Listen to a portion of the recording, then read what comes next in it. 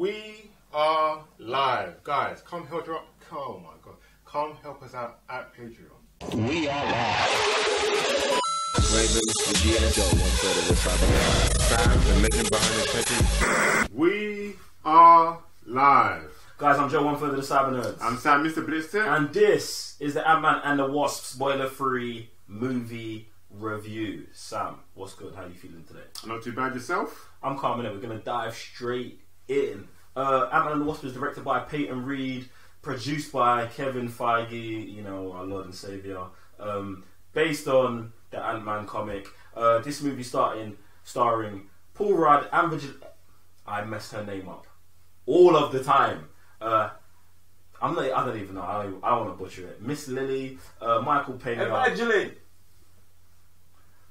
Walton Goggins, Bobby Cavagno, Judy Greer, T.I., you know, the rapper, Michael Douglas, Michelle Pfeiffer, Lawrence Fishburne.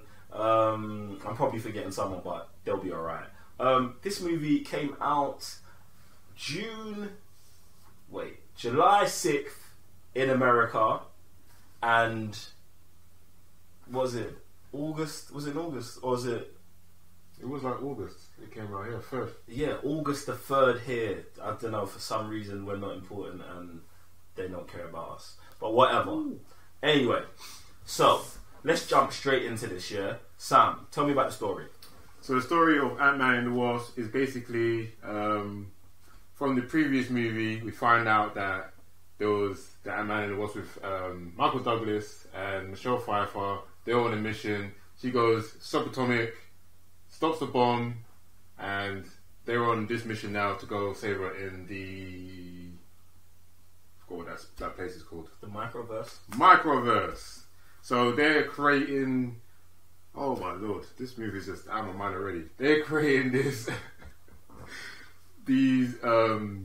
a way to go to that kind of universe, and everyone wants that kind of technology. So everyone's after Michael Douglas and his team, which is including the new Ant-Man, the new Wasp, and that's the story. Alright, cool. What do you think about the story? I think it's horrible. You think it's horrible? Yes. Why is it horrible? Well, for starters, it's just a rescue mission, and everyone's trying to get after technology that's been around for quite some time now. So I'm like, why is it all happening now? Like, why is it so important? That's interesting, isn't it? Because I love the story. I feel like this story is way better than the original Ant-Man story. This story, to me, weaves in together like 4 story plots from different movies and like makes them all sustainable and us care about them. Like, I love the storyline of the old Ant-Man and the Wasp. He's still trying to search for his wife after 30 years. Do you know what I'm saying? That's one thing. Then you've got the new Ant-Man and the Wasp trying to get their relationship back together where it was, because obviously things got ruined from the events of Civil War, where he goes off on his own. Then it's got the story of Hank's old partner, Goliath, that he used to work with, that I think is really good as well. And the reason it's all happening now is because they only just found out that you can go subatomic and come back from the original, the first movie. So I feel like this story, I loved how layered and complex it was. I really liked it. What do you think about acting? Acting, yeah, it was like, okay, like, obviously I do like Paul Rudd as the main, like, he does alright. Like, there's some points where his comedic timing comes on par. There's a certain point where he's interacting with Regina Lilly and Michael Douglas. I was like, right, he took that character on quite funnily. Mm-hmm. He played it quite well. Again, Michael Douglas does his part. Michael Pena, all the time. Like, anytime he's on scene, steals the show. Mm.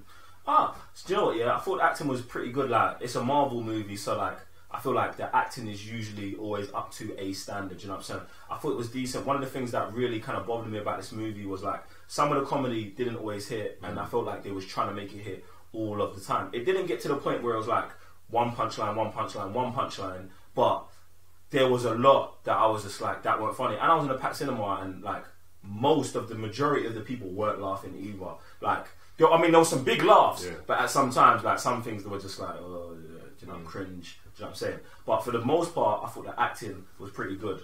Production. That's what I was going to say. Like, the script they were working from didn't help them. So, like you're saying, there was some stuff that we were trying to make funny situations, this and the other. For me, like you're saying, they didn't, like, they were trying to work with what they had at best, and sometimes it just didn't feel right. But apart from that, everything looks good as usual. You know, the usual stuff from a Marvel movie. The CGI fits in well. When they go into the subatomic world, that looks good. Like even Ant-Man being certain sizes compared to the world, like they made it look as if it was normal, as if that would happen in everyday kind of situation. So the production levels were like pretty tight. Yeah, man, I love the production levels in this because I feel like Marvel have just got it down on how their world looks, and like whenever you see something, even though it's like crazy, you just like you never question it. Like when you see Ant-Man turn into Giant Man, you're just like, okay. Do you know what I'm saying? Like the CGI never looks bad. When he's like the size of a child, you're just like, okay, like it's good. Like I love what Marvel just continually do with their whole production levels and stuff like that. Give me your last general thoughts on the movie. Last general thoughts. It was just the script, to be honest, that kind of didn't hit home. Like I said, there were some points that just felt forced.